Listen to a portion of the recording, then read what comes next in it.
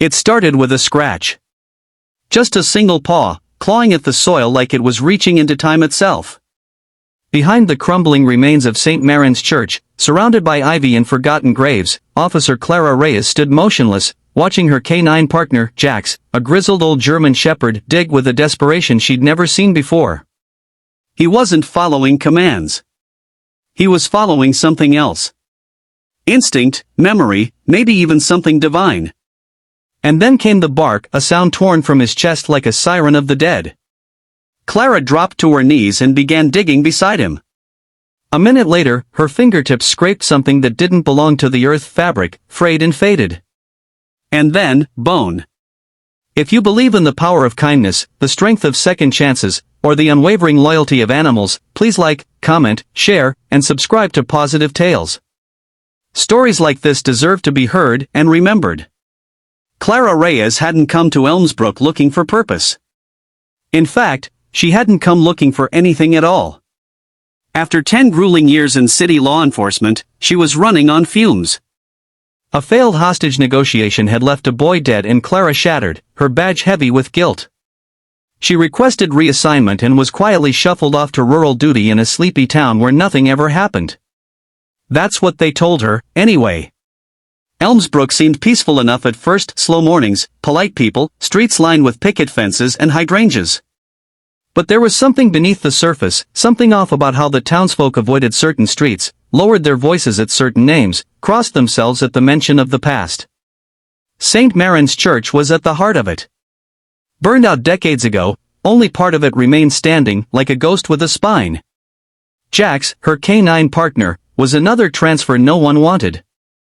Once a celebrated tracker, he'd been scarred by a training explosion and labeled unstable. Clara knew what that meant. People had written her off too. From the first day, they were paired like two souls on probation, expected to retire quietly, not to resurrect the dead. But something about that morning had changed everything. When Clara and Jax uncovered the first shallow grave, the remains of two women in rotted nun habits, the entire history of Elmsbrook cracked open like a crypt.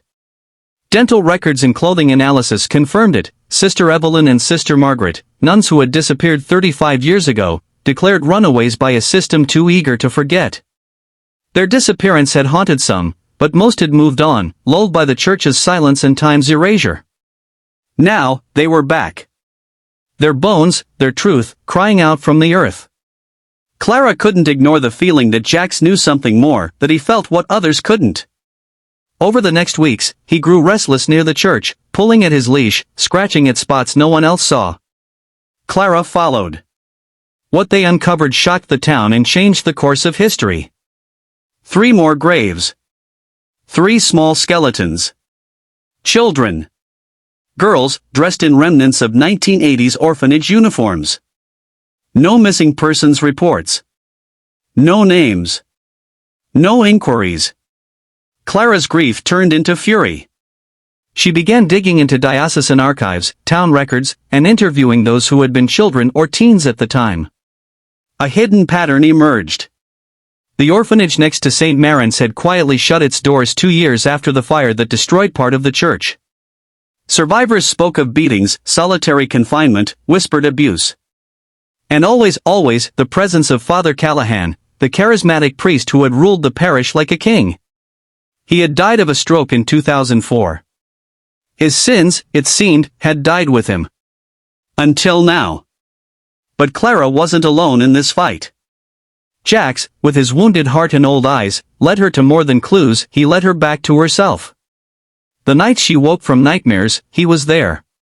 The day she came home shaking from interviews with victims, he'd rest his head on her lap. The two of them, broken in different ways, became whole in the pursuit of justice. Not everyone in Elmsbrook welcomed the investigation. Some parishioners still revered Father Callahan and branded Clara as a troublemaker. She received anonymous letters. At one point, someone slashed her tires and spray-painted "Let It Rest" on her front porch. But the truth wouldn't stay buried. And neither would Jax. One breakthrough came from an unexpected place, a 78-year-old former nun named Sister Helena, who had left the order decades ago and now lived in a care home under a different name. Clara found her through church transfer logs. When shown the photos of the remains, she wept for over an hour. Then she talked.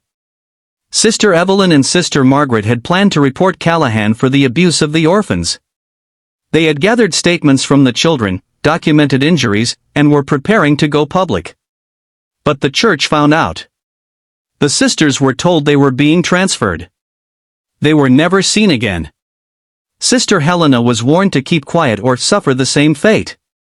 So she ran. And stayed silent. Until now. This testimony cracked the case open. Forensic techs used old fingerprints and DNA matching to identify two of the children. Both had been orphans with no living relatives. The third remains unknown. Clara's report reached the State Attorney General's office. Investigations were launched into decades of cover-ups. But the biggest bombshell came from Jax again. On a warm evening near the ruins of the rectory, he pulled Clara toward a loose stone in the church's basement foundation. Hidden behind it, a rusted lockbox containing a diary. It belonged to Sister Margaret. Her final entries were written in trembling ink. She knew they were being watched. She and Evelyn planned to sneak the diary to a reporter but feared they wouldn't make it. Her last line read, "If we die, let the truth grow where we are planted." And grow it did.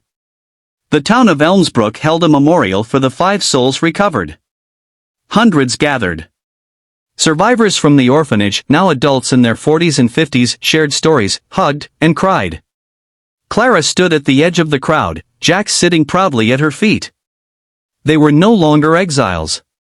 They were the reason the silence was finally broken. After the service, one elderly man came forward. He had changed his name, moved states, and tried to forget. But he confessed to assisting Father Callahan under fear and duress in disposing of the bodies. He showed authorities the final burial site, a 6th grave. Inside it, another child. Another soul. This time, with a bracelet inscribed with the name Anna. She finally had her name back. Clara never returned to city duty. Instead, she stayed in Elmsbrook, training new officers and starting a task force for cold cases involving faith institutions. Jax was retired with honors, featured in state newspapers and honored with a medal. He spent the rest of his days in the sun, surrounded by love, no longer too damaged to be a hero. The bond between Clara and Jax was forged in pain, but strengthened by purpose. And together, they taught a town, and maybe the world, that justice never expires, and neither does the love of a loyal dog who just knew. If this story touched your heart, if it reminded you that the past can still speak, that healing is possible, and that even broken things can change the world, please take a moment to like, share, subscribe to Positive Tales, and leave a comment below. Special request, in the comments, tell us, what would you say to the ones who were never heard, until now?